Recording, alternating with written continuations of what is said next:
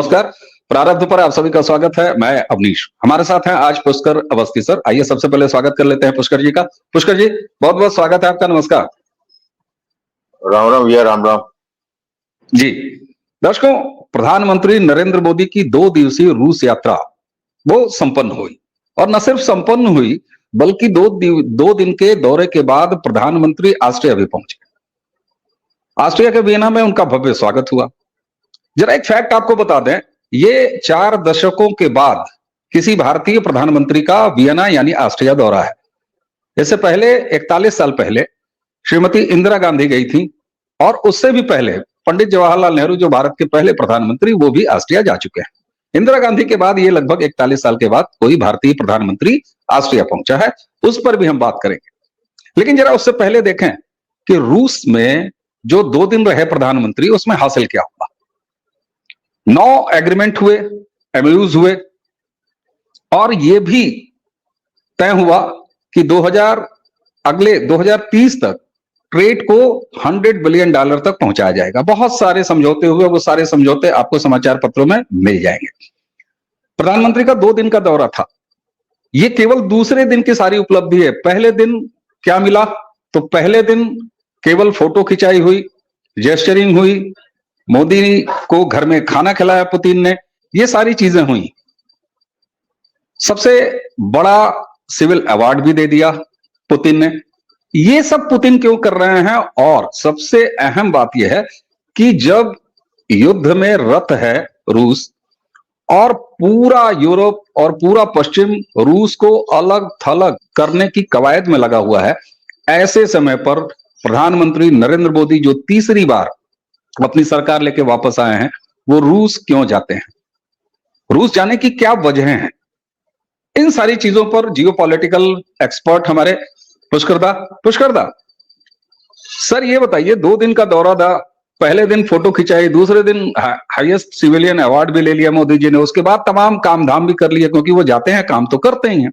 लेकिन इन 9 एमओयूज और एग्रीमेंटों के अलावा क्या हुआ रूस में, इसको जरा परिभाषित करें। फिर प्रधानमंत्री के ठीक पीछे पीछे हम लोग ऑस्ट्रिया भी चलेंगे। जी देखिए, ऐसा है कि प्रधानमंत्री का ये जो रूस का दौरा है, ये कोई प्री प्लान, मतलब पहले से ही था। चुनाव से घोषणा होने से पहले था। बायलैटरल जो रशिया और भारत के बीच में जो संबंध है, उनकी जो मीटिंगें होती हैं, इससे पहले 2019 में मोदी जी गए थे। उसके बाद कोविड काल में, आपको ध्यान होगा, 6 घंटे के लिए राष्ट्रपति पुतिन रशिया से आए थे और कई एग्रीमेंट में साइन करके चले गए थे। तो ये ऑलरेडी ओवर ड्यू था जाना इनका। लेकिन जो अब जिस तरीके से वैश्विक दुनिया में नई समीकरण जियोपॉलिटिक्स के बन रहे थे, नए तरीके के अलाइनमेंट्स हो रहे थे, और जिस तरीके से रूस यूक्रेन युद्ध के बाद खिंचते हुए यूक्रेन और रूस के युद्ध के बाद जिस तरह से जो है यूरोप को हर जगह जो है आर्थिक उसका प्रभाव पड़ा, तो वो जो है मोदी जी ने जो है चुनाव से पहले यात्रा ना करके उसके बाद के रखा था। अब पहले समझ लेते हैं कि ये जो रूस की यात्रा है पहले से तय थी। जो 9 एग्रीमेंट आप देख रहे हैं, ये पहले से तय थे। कोई ऐसा कोई एग्रीमेंट नहीं है जो वहां नया हुआ हो। तो हमको ये समझना पड़ेगा, ये बेसिकली ये यात्रा जो है ऑप्टिक्स की यात्रा है। ये ऑप्टिक्स का है कि इसमें दोनों ही खिलाड़ी जो है, चाहे प्रेसिडेंट पुतिन हो, चाहे प्रधानमंत्री नरेंद्र मोदी, दोनों ही अपने अपने राष्ट्रों को हित देख रहे हैं, और ठीक भी है। जो होना भी आजकल दोबारा यही चलता ही है। पहला तो ये था कि आपको याद होगा कि चुनाव जीतने के बाद जो प्रधानमंत्री ने जो पहली विजिट की थी भूटान की थी, और भूटान के बाद जो चले गए थे इटली, G7 में वो इनवाइटी थे, वहां गए थे। तो एक तरीके से ये कह लिया कि उन्होंने अपना वेस्टर्न ब्लॉक का जो है, जहां जो इस वक्त जो पिछले 1-2 साल से जिस तरीके से वहां पे दक्षिणपंथी सरकार आई इटली में, और जिस तरीके से नए संबंध भारत और इटली के, लेकिन भारत और इटली के पूर्व में संबंध कभी जो है अच्छे नहीं रहे हैं, इसमें मतलब प्रगाढ़ता नहीं रही है। ठीक है, जैसे नॉर्मल एक देश का दूसरे से एक डिप्लोमेटिक टाई होता है, वो था। तो उन्होंने अपना वेस्टर्न ब्लॉक वाला जो है हम्म, बॉक्स टिक कर लिया।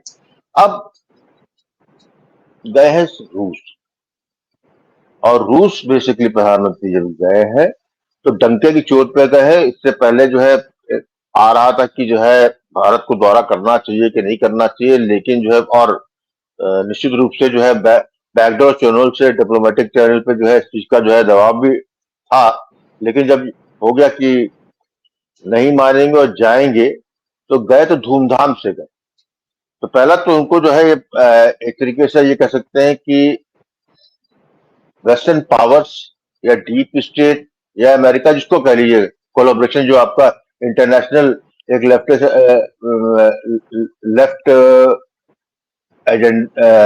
एक एजेंडे के तहत जो वहां की शक्तियां हैं, जो भारत को बाजार बनाना चाहती हैं, जिन्होंने इस बार 2024 के चुनाव में खुल के दखलंदाजी की, जिसके बारे में बात भी हुई।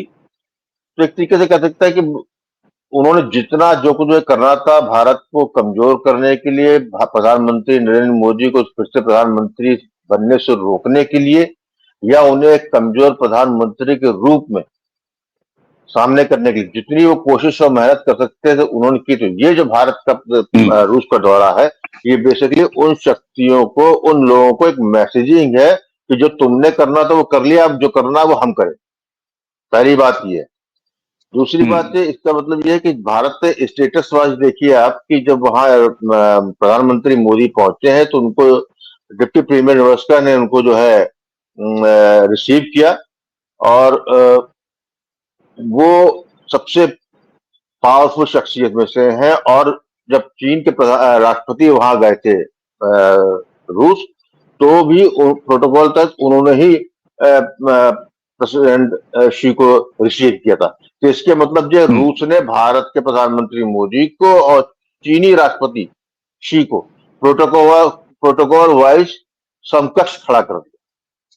ये मैसेजिंग थी वेस्ट के लिए पूरी तरीके से कि रूस भारत को कहां पे रखता है अपनी प्रायोरिटीज में, वर्तमान की वर्तमान की परिस्थितियों में और भविष्य में।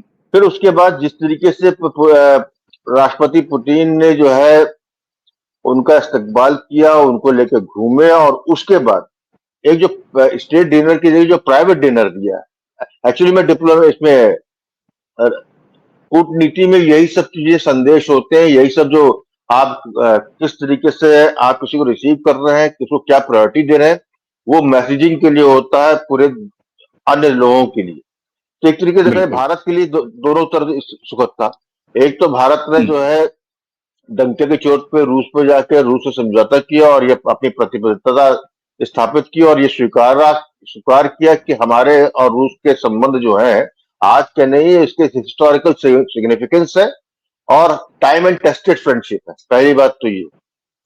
और उसके साथ में जो है वेस्ट को कहा, इशारा ये किया कि तुम डाल हम पात पा, तुमको हमारी जरूरत है, भारत को हमें तुम्हारी जरूरत नहीं है, या हमें जो जरूरत है टेक्नोलॉजी ट्रांसफर की, और जो जिस चीज को तुम लोग डिनाई कर रहे हो, जिस तरीके से हमें पैसे डाल रहे हो, या अपनी शर्तों पे भारत को लाना चाहते हो, तो हम पे एक सशक्त राष्ट्र है हमारे साथ जो टेक्नोलॉजी ट्रांसफर भी करेगा, जिसकी इकोनॉमी, जहां पर यूक्रेन और रूस के युद्ध के बाद रूस में जो सैंक्शन लगाए पाश्चात्य देशों ने और अमेरिका ने, उसके बाद जहां पर इकोनॉमी यूरोपीय देशों की खराब हुई, वहीं पे रूस की जो है सेल्फ रिलायंस पे बहुत शानदार ग्रोथ हो रही है इकोनॉमी में।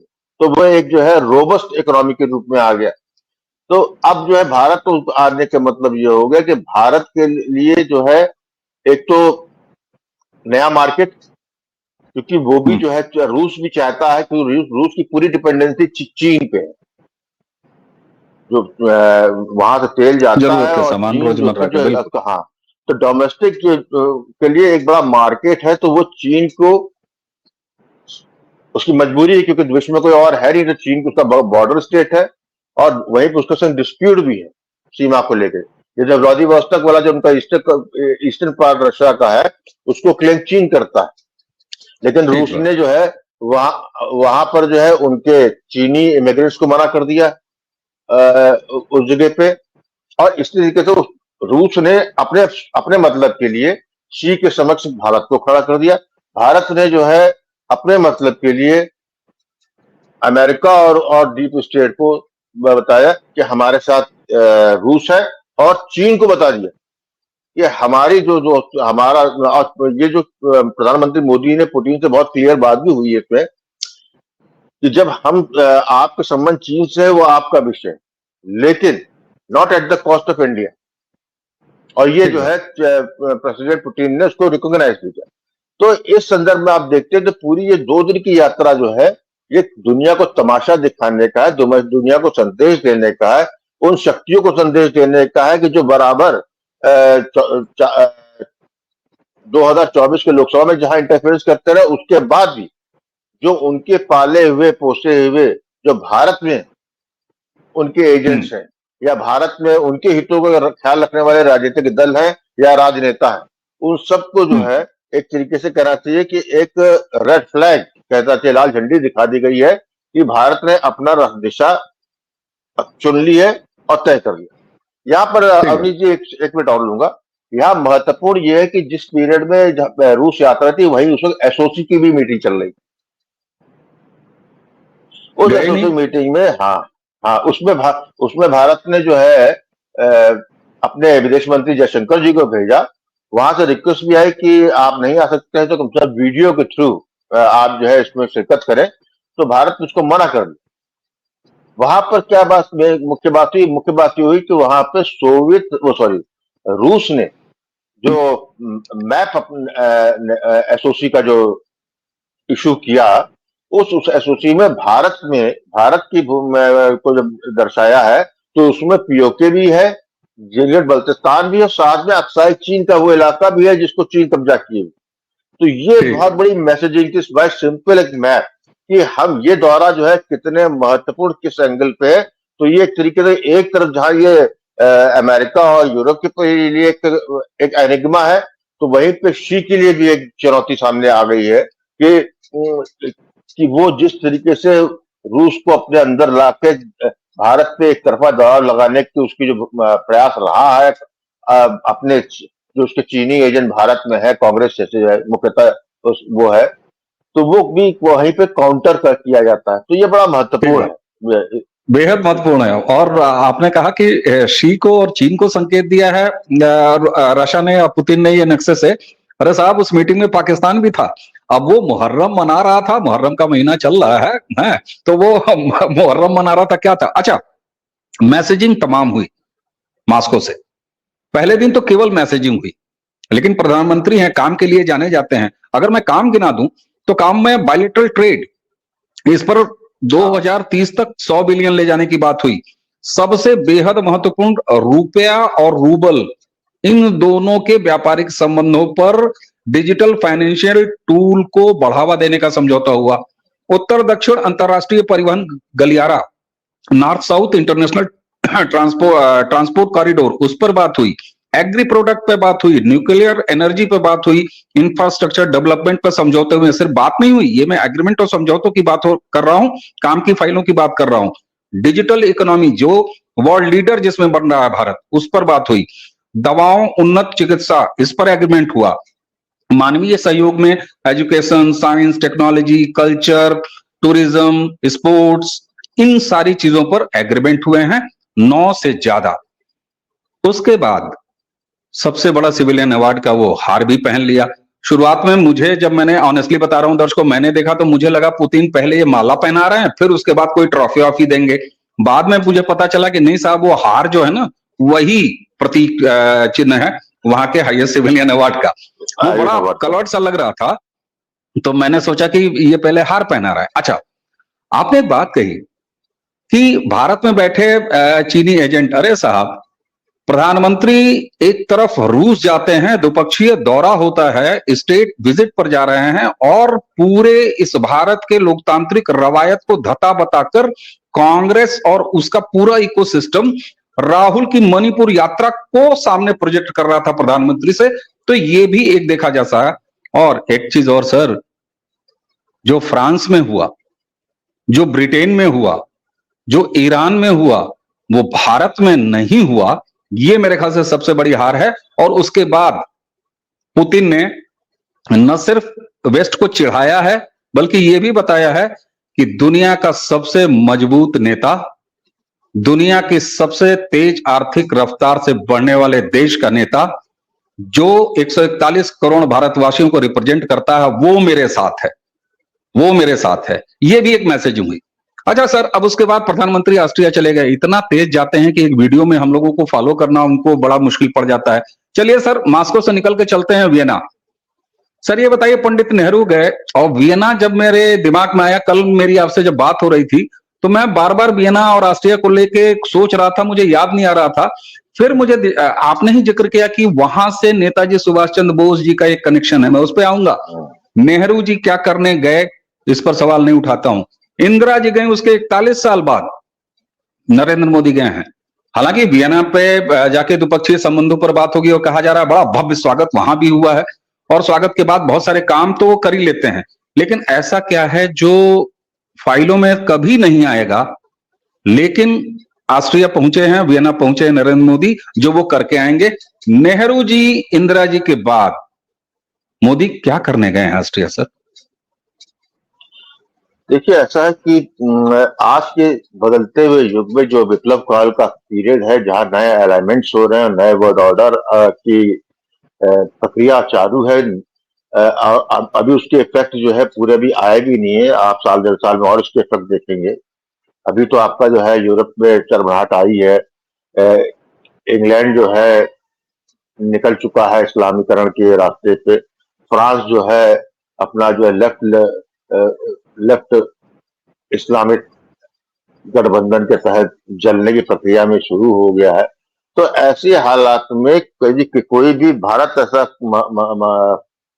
राष्ट्र, उसका प्रधानमंत्री किसी भी जगह की यात्रा करेगा, वो केवल जो है एक कॉर्डियल मुलाकात करने के लिए यात्रा नहीं होगी। इस वक्त जो भी यात्राएं होंगी उसके दूरगामी परिणाम निकलेंगे और भविष्य को देखते हुए ये यात्राएं होंगी। ऑस्ट्रिया हमने छोड़ रखा था 41 साल से, क्योंकि ऑस्ट्रिया हमारे लिए महत्वपूर्ण नहीं लगता था। ऑस्ट्रिया का पहले समझिए कि जब सेकेंड वर्ल्ड वॉर हुआ था तो जर्मन ट्राइब के नस्ल कह लीजिए या जर्मन पीपल के लिए, जहां जो जर्मनी में था, साथ में ऑस्ट्रिया में, ऑस्ट्रिया जो है सैटेलाइट उनका कंट्री था वहां पे नाजी। जर्मनी के बाद अगर जर्मन आबादी सबसे ज्यादा दुनिया में कहीं रहती है तो वो ऑस्ट्रिया होती है, यही तो जी। वो थी। और उनका सैटेलाइट एक तरीके से कह सकते हैं कि एक्सटेंशन था जर्मनी का, ऑस्ट्रिया। फिर जो है एक हिस्टोरिकल पर्पस ये भी है कि एस्ट्रो हंगेरियन एम्पायर जो है वो वहां रहा है 300 साल, और साथ में सेंट्रल यूरोप की में रेनेसा पीरियड से लेकर हर जगह बड़ा महत्वपूर्ण रहा। लेकिन भारत से क्या मतलब, भारत ने जो है उसको भी ध्यान दिया। अब जो है बदले हुए परिपेक्ष में भारत के लिए ऑस्ट्रिया महत्वपूर्ण हो गया, या ऑस्ट्रिया के लिए भारत महत्वपूर्ण हो गया।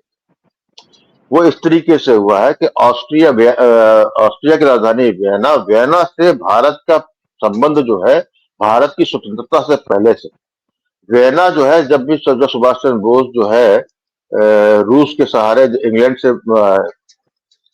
अपनी जेल, जो घर में कैद थे, वहां से निकले तो वाया अफगानिस्तान, सोवियत रूस होते हुए जो है जब वो जर्मनी पहुंचे थे तो वाया जो है वियना ही पहुंचे थे। और वियना उनका एक सेंटर कह सकते हैं सुभाष चंद्र बोस का रहा है। उनकी जो वहां से जो आईएनए, इंडियन नेशनल आर्मी जो थी, हिंद फौज जिसे बोलते हैं वो, या जो भी उनका जो है यूरोप में जो उन्होंने जो है एंटी ब्रिटिश जो मुहिम चालू की थी, उसके केंद्र में वियना रहा। मेरा अपना मानना ये है कि बहुत कुछ दबा हुआ है वियना में, और ये सब बातें अभी सामने नहीं आएंगी, क्योंकि ये जो है कि परिप्रेक्ष्य में देखा जाए तो बेसिकली जो जिस चीज को सबसे ज्यादा महत्वपूर्ण है वो बात भी बता रहा हूँ। जो एक कॉम्प्रहेंसिव जो है MMPA एग्रीमेंट हुआ है वहां पे भारत ने जो किया है, ये कहलाता है migration and mobility partnership agreement. ये है बेसिकली, इससे पहले यूके में से हो चुका है, इंग्लैंड से हो चुका है, फ्रांस से हो चुका है, इटली से हो चुका है, फिनलैंड से हो चुका है, पुर्तगाल से हो चुका है। ये इसका ऊपर से देखने में बहुत साधारण चीज लगती है, लेकिन बेसिकली ये है भारत से जाने वाले भारतीय जो ऑस्ट्रिया जाएंगे या ऑस्ट्रिया से आने वाले ऑस्ट्रियन जो भारत आएंगे, उनको लेके एक समझौता है कि उनको वहां के कहना चाहिए कि फैसिलिटेट करना उनका आने का, जब हमारे स्टूडेंट्स होते हैं उनका एडमिशन और उनका जो है जो वहां की वर्क फोर्स है उसमें काम करने का लीगल तरीके से उसका समझौता। कारण यह है कि ऑस्ट्रिया में पिछले सालों में 1 लाख इलीगल इंडियन पहुंचे हुए और ज्यादातर समझते सब ज्यादातर जो है आपके पंजाब। तो ऑस्ट्रिया जो बेसिकली जो है, हाँ, जो डंकी के तरीके से इलीगल जो एक अंडरग्राउंड डंकी मूवमेंट होता है इलीगल इमिग्रेंट्स का, वो सब खालिस्तानी के नाम पे आते हैं।